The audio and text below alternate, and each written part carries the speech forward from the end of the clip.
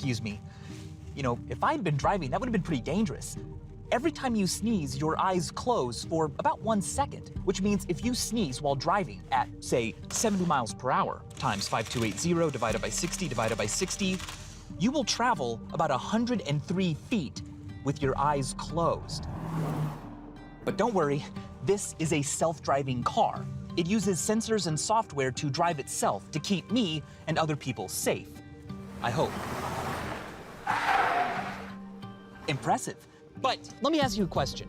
What if an autonomous vehicle had to make a choice between hitting 2 people right in front of it or swerving to avoid them and hit 1 person on a sidewalk? What should it be programmed to do? What would you do? Now, polls and surveys have been put together asking people what they think they would do, but no researchers have ever put people in that actual traumatic experience. Would we learn more about human nature if we did that? Would it even be ethical to put people in that sort of position? I'm about to find out.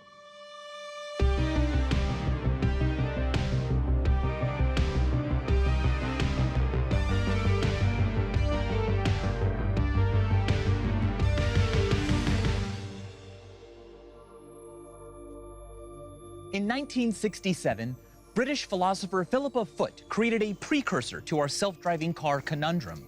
The famous scenario she came up with is known as the trolley problem. Imagine there's a runaway train hurtling down a train track. Directly ahead of the train, there are 5 people on the track. Now, imagine that you are too far away to help those 5 people. But right next to you, there's a lever that can divert the train onto another track. If you divert the train, the 5 people will be saved. But here's the catch. There's another person on the second track. Now, you're faced with a dilemma. You can either do nothing and the train will kill 5 people, or you can pull the lever and save their lives, but be directly responsible for 1 person's death. What would you do? When surveyed, most people say that they'd pull the lever and sacrifice 1 person to save 5. It's for the greater good. But how we say we'd act may not match how we'd actually act if the scenario really happened, with real emotions and real lives at stake. Any difference between the two would reveal who we are compared to who we want to be. But a comparison could only be made by doing what has never been done before, making the trolley problem real.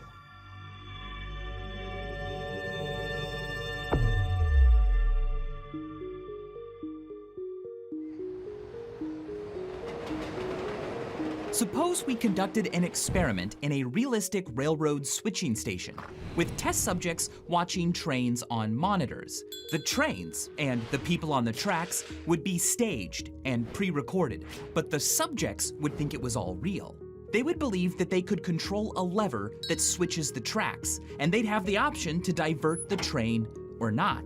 They'd be totally convinced that they have to choose between 5 lives or 1. But wait. There's a greater good dilemma about doing an experiment on the greater good. By forcing people to truly believe they might kill someone, are we risking serious psychological damage to them? Yes, it might be beneficial to all of us to see what happens, but would those benefits be worth potential trauma to a few? To actually conduct a real-life trolley problem, I needed to make sure it would be ethical.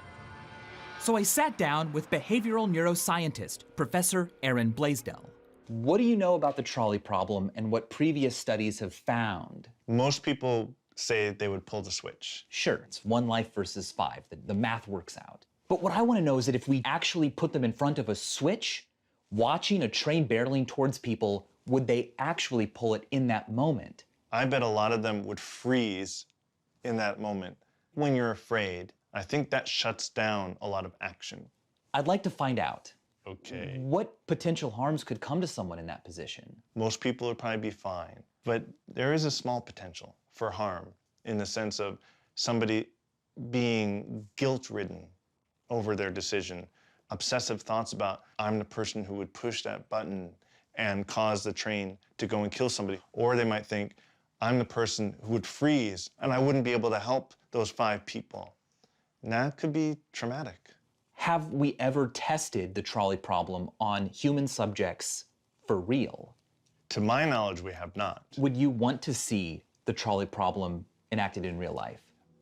You know, I would. That would be very informative about how people really react. If I were to tell you we're going to run this, Okay. would you feel comfortable with that responsibility on your shoulders? No, I couldn't do it. For me to be involved in that, it would have to be on the shoulders of many people, including an ethics board. I couldn't just go through with that. Dr. Blaisdell's reliance on an ethics board made sense. Most universities have ethics review boards to answer one crucial question. When is it okay to risk psychological harm in the name of science? It is May 1962. An experiment is being conducted at Yale University. Ethics review boards were developed as a result of some controversial psychological experiments in the middle of the last century. One theory is that people learn things correctly whenever they get punished for making a mistake. Incorrect. You'll now get a shock of 105 volts. Dr. Stanley Milgram tested how far subjects would go in obeying authority, even if they believed they were physically hurting someone. 330 volts. No one was being electrocuted, and the screams of the shock victim were fake. But the trauma that the participants suffered was very real. You have no right to hold me here. Let me out. This sparked controversy within the scientific community. Many questioned Milgram's methodology. But unlike a research school, Mindfield doesn't answer to a university's ethics committee. That said, I wanted to get the thoughts of an institutional review board. So I tracked one down and proposed my idea for doing the trolley problem in real life. Do you think I could reach a point where you would feel comfortable approving this study? Hate to be the bearer of bad tidings, Michael. Probably not. I'm not ready to say no quite yet. I would love to see your study pass. And I actually think the ways to make it pass is we should probably be screening out for people who might have a post-traumatic stress disorder, you know, any kind of like clinical problem that could make them more vulnerable to a type of event like this. With the addition of something like a trauma counselor on site, I actually think that under those circumstances, it might pass. Can you present a compelling case as to the social good of this study? I Yes. If you could find a way to say, look, this is why it's important. It's not just basic theoretical research. This has direct implications for mass transit, direct implications for self-driving cars. It's a risk-benefit, Yeah. but the benefits are potentially tremendous. Right. And so my hope is that the good this experiment does is in revealing the difference between instinct and philosophical reflection. And I think that there could be an enormous benefit in learning the difference so that we can train people to act in the way that they wish they would. Yeah, That's interesting. that's a compelling argument. Yeah. I came into this meeting expecting a lot of resistance, but instead I'm actually leaving invigorated, like excited to take their concerns, implement them into the study, and make it not just more acceptable, which I thought was the purpose here, but to actually make it more beneficial, more fascinating, and penetrate deeper and have more applications in society.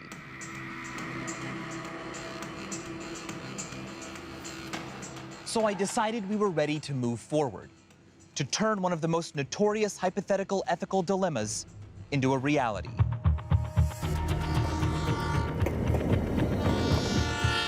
We traveled to an abandoned railroad line and hired a freight train.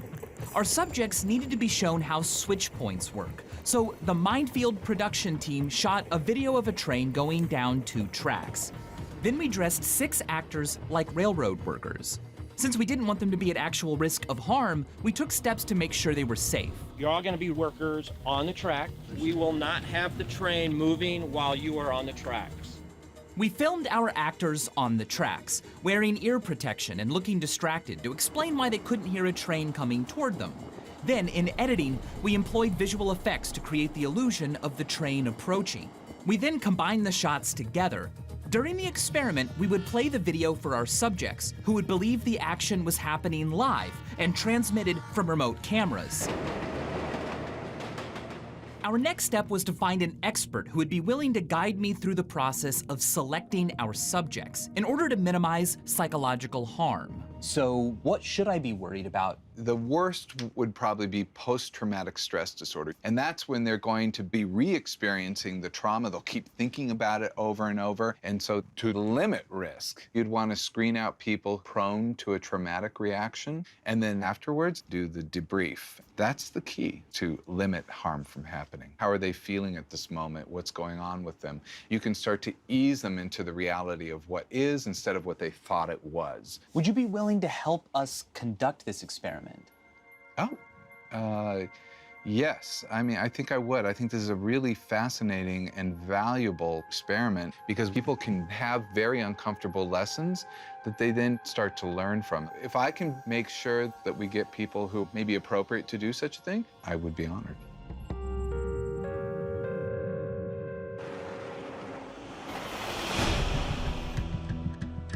I'm calling regarding a study we're doing for high-speed railway. I wanted to know if you might be interested in participating next week. To disguise the true nature of our experiment, we placed an online ad recruiting people for a fake focus group to offer feedback on California's new high-speed rail. Today, I'm just going to ask you to fill out a couple forms to make sure that there's a range of personality types in our group and for TSA security purposes. These psychological surveys, used frequently by employers, look to uncover signs of depression, anxiety, and other conditions that might make someone unsuitable to participate in this experiment. So, thank you very much. Have a great day. Thank you. Back in Dr. Quezon's office, we reviewed the potential subjects' responses. In this particular person, I was concerned about this. Some high suicidal thinking, high acting out. Those kinds of factors might not be good in an experiment where you want to try to prevent some of the trauma from happening. Right. These people, though, and there's a large group of them, they are more resilient. So I would be more comfortable with these people because their ability to bounce back in difficult situations might make them less susceptible to a trauma. Finally, after consulting 2 psychologists and a university ethics board, it was time to put our plan into action.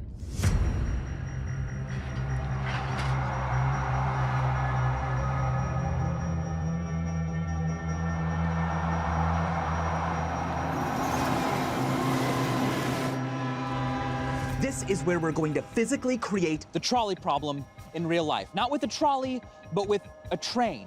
Our subjects will sign in at this booth for our phony focus test, which will never actually take place. It's gonna be a hot day for them. So we'll offer them, while they wait for the actual test to begin, the chance to sit inside this nice air-conditioned remote switching station. Inside, they'll meet a kindly train switch operator, supposedly an employee of the California Railroad Authority. The California Railroad Authority is real. Real fake.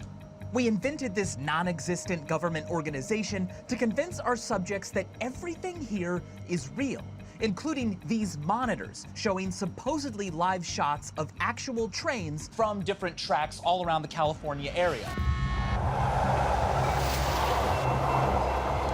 While the participant is waiting inside this room, they'll learn how the operator switches the tracks using a lever to remotely switch a train from one track to another. They'll see it happen.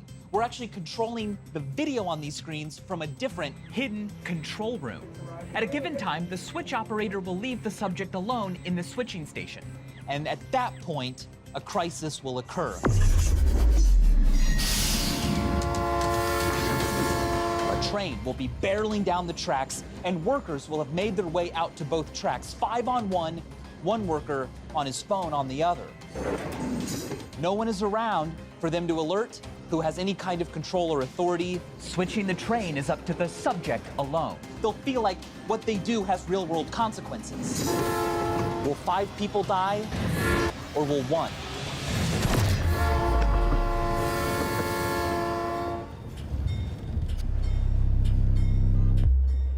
Our first participant is almost here, so it's time for me to get ready. Dr. Quezon, how are you feeling? Good. My hypothesis is that we're going to see people immediately, when they hear that first warning, leave the station and not want to get back inside. The other option would be, of course, the freeze action where they don't do anything because they don't know what to do. In that case, we want to know their thought process. It'll be interesting to see. This has never been done before. All right, well, here we go. Our first subject is Elsa. Do you want to stand over here in the shade?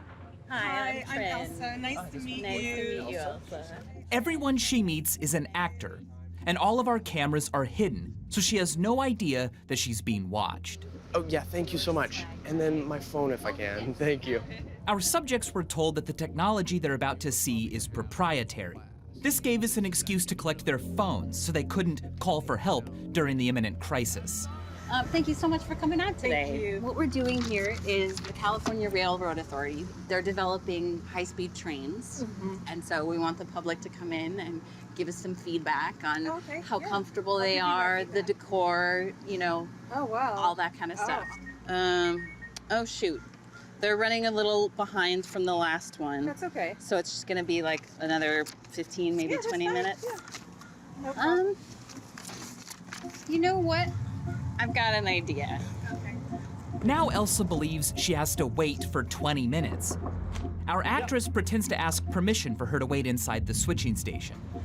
So actually, this isn't part of it. This is a remote train switching station. Okay. But since it's gonna be a little bit and it's nice and cool and air conditioned in there, I just talked to Eddie and he said it would be totally great for you to come in and just check it out and see what they do in there.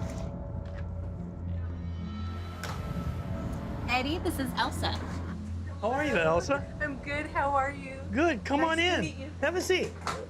So what brings you out this way? The focus group.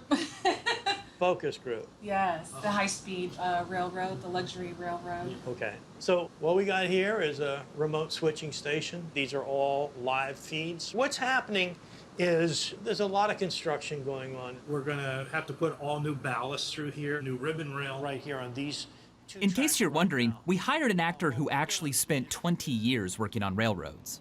Can you imagine if we had an actor who didn't know a lot about trains? He offers something called face validity, in that you can look at him and you think, oh, this guy's real. My job here is to take care of all the switching right here on these two tracks right now. And so there needs to be someone in here all the time. Now, the other thing about this, these things... Attention, train approaching. This is probably a work unit that's coming. We're going to divert it to track 2. Okay, so a train's coming. Now it's a chance to learn how the switch works. There you go. In fact, why don't you be the one to do that? Just go ahead and throw it yourself. Just pull it down. Right now? Yeah, go ahead. Good. It's going much faster than you think. All right, it's going to make the transition to track number 2. Look, I'll tell you what. You're now a switchman.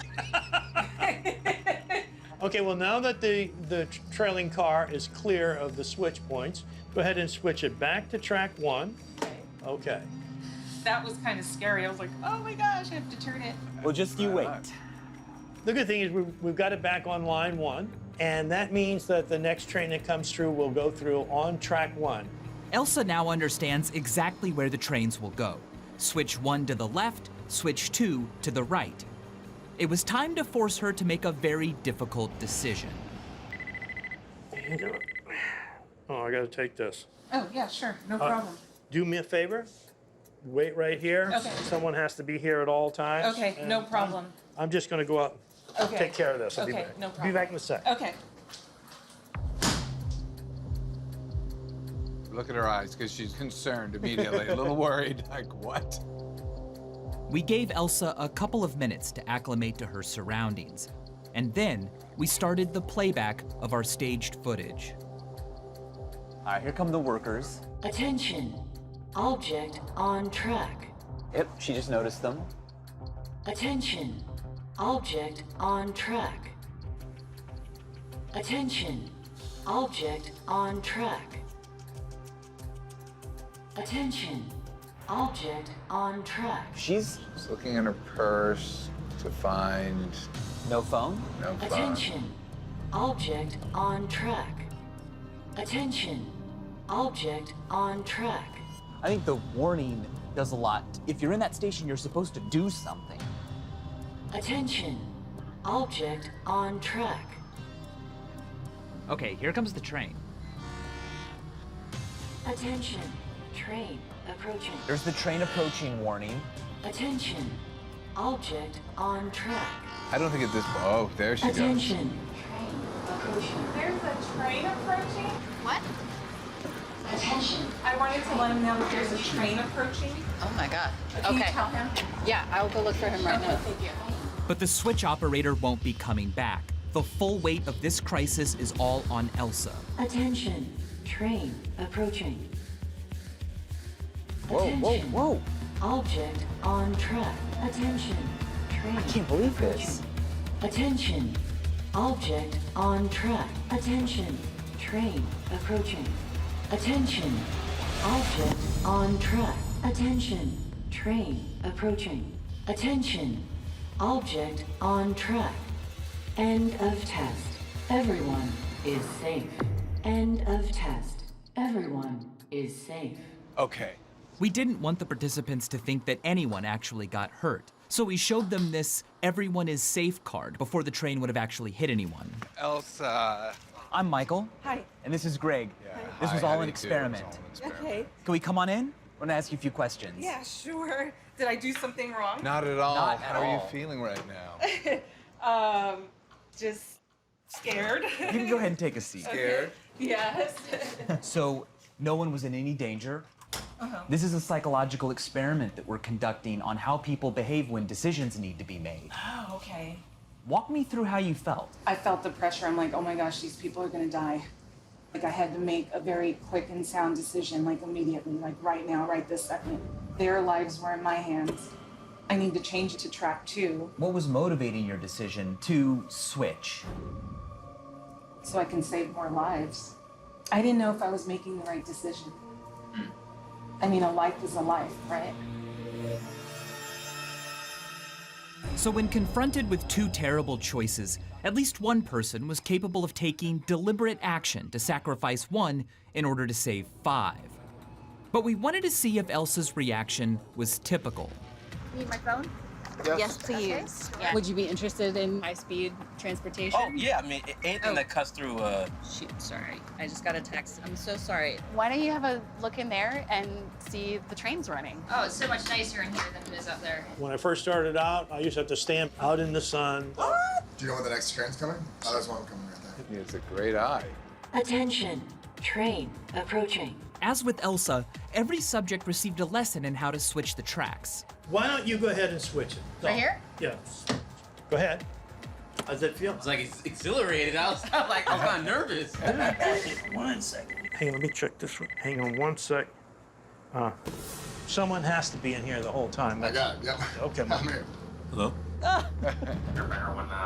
Copy that. He's actually tapping into the hear power what of he's being in saying. that position. Attention. Object on track. Here comes the test. Attention. Object on track. Attention. Train approaching. She's not moving. Attention. Just watch his Train eyebrows. Approaching. Oh, yeah. Eyes are going back and forth. Train approaching. Oh, she's worried. Yeah. Train approaching. I don't know what I would do in this kind of scenario. Train approaching. This is sort of that frozen pose that we see. Paralysis in the face of danger is such a common reaction. Attention. Object on track. Attention. Train approaching. Object on track. Even with the train seconds away, some are still looking for others to take control. I'll go try and find him. Okay. Attention. Train approaching. She's singing. This is self-soothing there, yeah. Object on track. Attention. Train not moving. approaching. Oh my gosh, wow. Okay. Is she gonna switch it? Train approaching. Attention. Object on track. Attention. End of test. Everyone is safe. What? All right, let's go. Not one of these participants pulled the lever. Time to find out why. Hello, JR. Oh my gosh, how you guys doing? My name's Michael. JR. Everything that just happened was an experiment. This was an experiment. Oh my god. Okay. What were you feeling when you were watching that? Terrified. I was feeling a little anxious and I saw the train coming, like, oh my God. Yeah. Your heart is beating fast? Yeah, a little bit, yeah. Tell me what was going through your mind when you heard that first warning that a train was approaching. I thought about switching it, but then actually acting on it was a different thing. I kind of suspended my responsibility. Like, I didn't know what to do, so I was just like, oh, I better not, touch it because I don't know if I'll screw something up. I would assume that there would be, out of those 5 guys, someone would have looked back. They were going to get out of the way, or the train was already planning to stop? They probably built those trains with some type of sensor or something like that. The train probably had sensors. The workers would have noticed. I didn't want to touch the equipment. These are all forms of attribution, when an individual assumes that others are either responsible for taking action or have already done so. Both tracks had people on. Right, and I just didn't know who should live and who should die. Do I switch it? Do I not switch it? I mean, either way, someone's going to get really badly hurt. I didn't want that power. It was quite the test, I would say. It is quite the test. At this point, one subject had switched the tracks and 5 others had not. But we weren't done yet. Meet Corey. Here, have a seat. Much obliged, thank you. This is cool. This whole module will interconnect with the entire nation if we wanted it to. Right. But right now we're looking at just track 1 on the left, track 2 through there. These are many, many miles away. Yeah. But they're all live feeds. Surveying the scene, Eagle's point of view. Yeah. Let me see what this is. Okay, I'll be right back. Okay, got it. He's remaining engaged.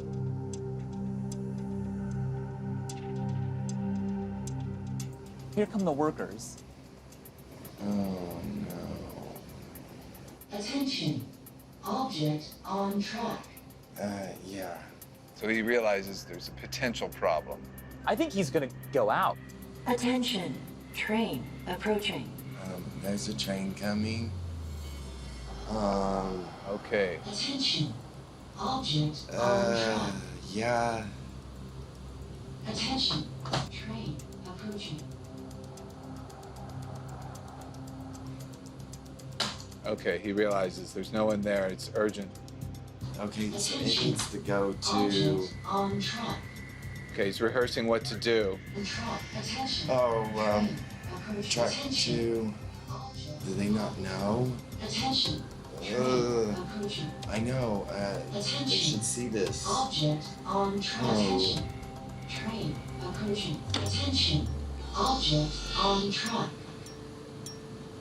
Attention. Oh, man. Object on track. Get out. End of test. Okay, good. Everyone is safe.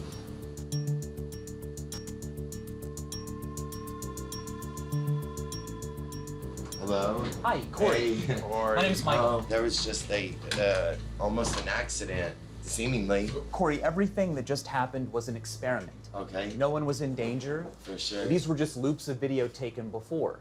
This is a psychology experiment looking at how people behave in various circumstances. Okay, yeah. So tell me how you were feeling.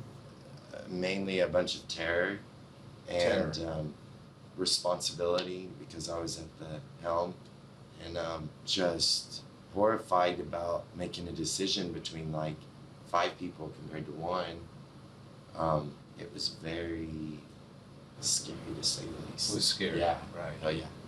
What was going through your mind as the train's coming down the track? It was mainly to warn them.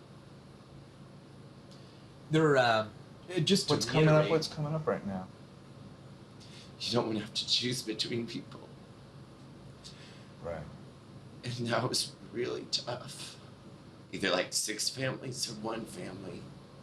It was like, up to me, it felt like. Yeah. It was interesting to me that you had such presence of mind. Yeah, look for help and make a decision. The one that everyone, if you ask them in a survey, says that they would like to be brave enough to make. Yes. So that was impressive, Corey. It really was. Thank you. You know, I think it would be good to have you meet some of the people who participated so you can see. Yeah, let's go do that. Just follow us on out, meet the actors.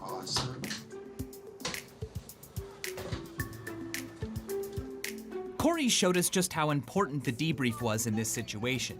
Meeting the actors, which all of our subjects did, reinforced that this was not a reality.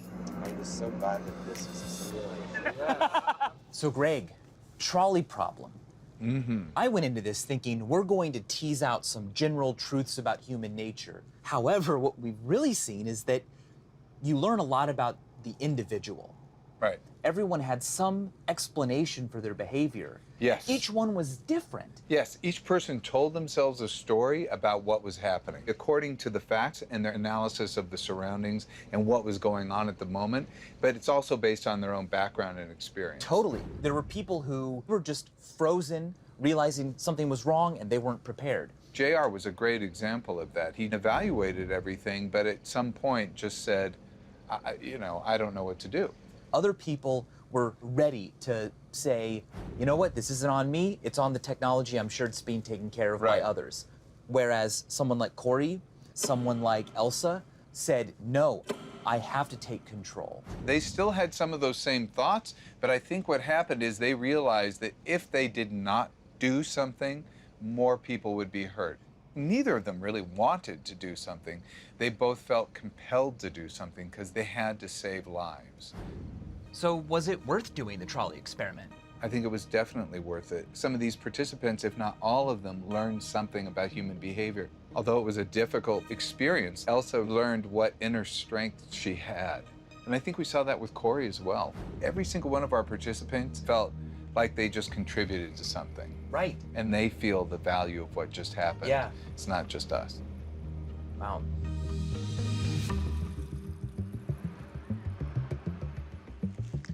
We've since followed up with our subjects, and all of them are doing well. I'm glad we minimized risk by pre-screening vulnerable individuals, debriefing the participants, and providing on-site counseling, because doing so gave me confidence that we could explore this facet of human psychology ethically. We learned that there's a stark difference between what people think they would do and what they actually do when faced with a difficult moral dilemma. Instead of saving 5 lives, most of our participants did nothing. But is it wrong to freeze? Should people feel bad for being unable to act? Well, here's the thing. Freezing in the face of a threat is a behavior that can be found all over the animal kingdom.